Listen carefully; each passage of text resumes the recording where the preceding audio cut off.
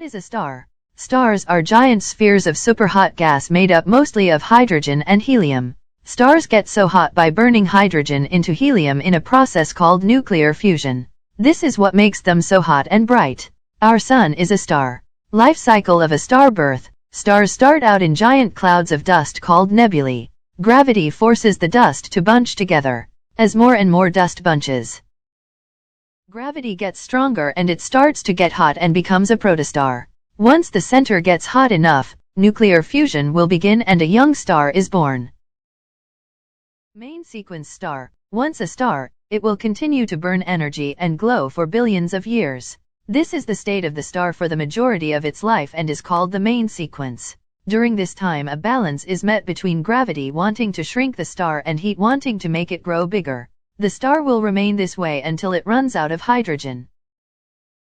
Red giant. When the hydrogen runs out, the outside of the star expands and it becomes a red giant.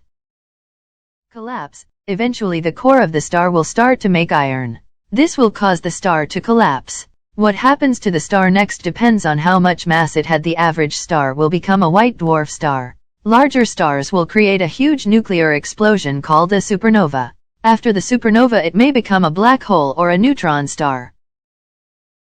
Types of stars. There are many different types of stars. Stars that are in their main sequence, normal stars, are categorized by their color. The smallest stars are red and don't give off much of a glow. Medium-sized stars are yellow, like the Sun.